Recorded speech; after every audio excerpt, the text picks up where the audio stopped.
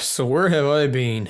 Cosplay conventions are pretty fun. It's not everywhere that you get to meet your favorite characters from TV, games, or anime, or just any other media realized in their real life form. Sometimes with the cosplayer's own artistic touch, but that's a topic for another time.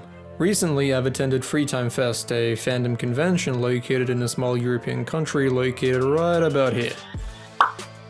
Anyway, the location doesn't really matter, as I doubt any of you watching really travel to East Europe.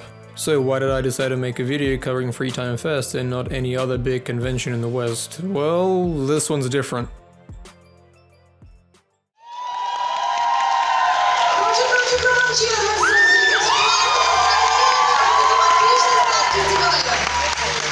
Ох, надо начинать. Хорошо. С чего?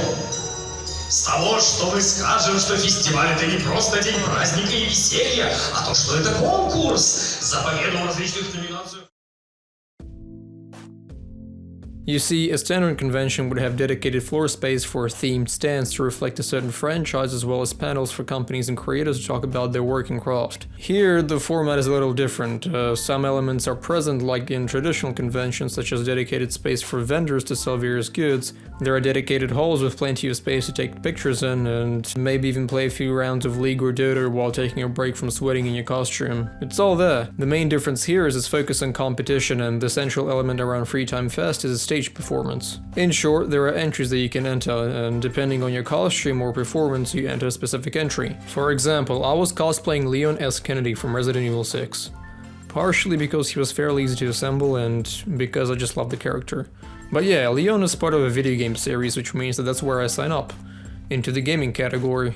Some other categories are Cosplay East, which is mostly anything Japanese related, but not limited to. Cosplay West, that's where anything Western related goes, so mainly comic books and Marvel, Star Wars, DC. Just to name a few. There are 10 categories in total, so no one's getting left behind. After that, you just kind of send in pictures of your cosplay character and you in your costume, the audio track that you want to play during the stage performance, and artwork from the original source material so that it can be displayed on the back screen, so that the audience and the jury can compare your costume accuracy. Oh yeah, let's talk about the competition part of things. Leading up to the event, the jury's announced. There are usually people that are relatively well known within the cosplay community. They'll be in the audience to evaluate your costume, its accuracy, and how well you present your character on stage.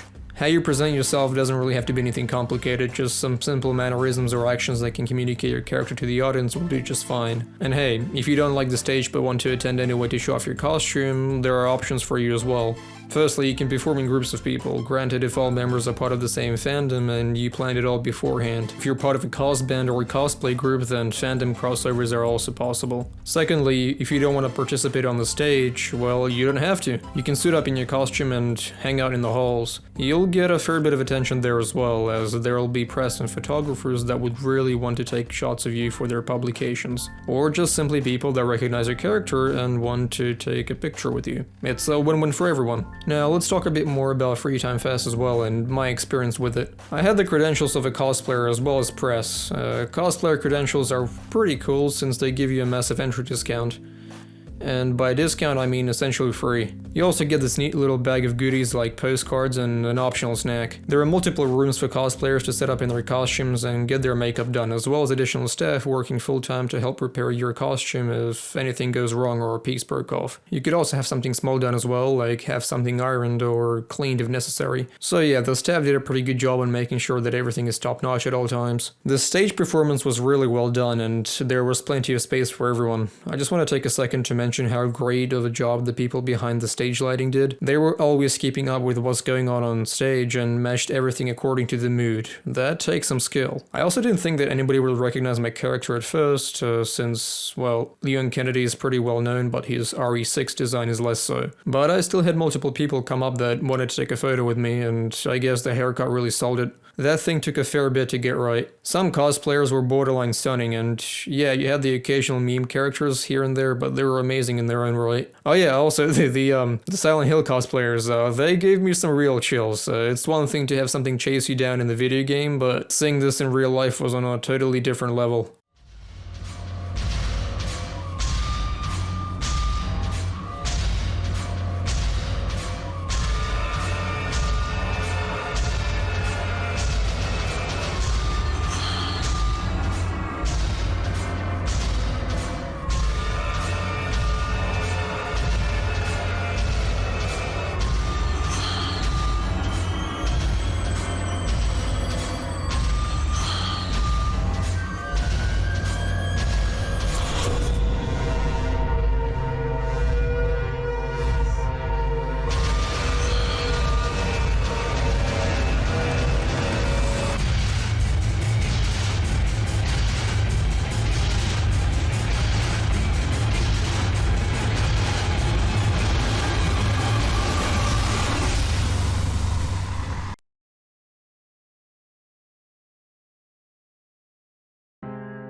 So, final thoughts.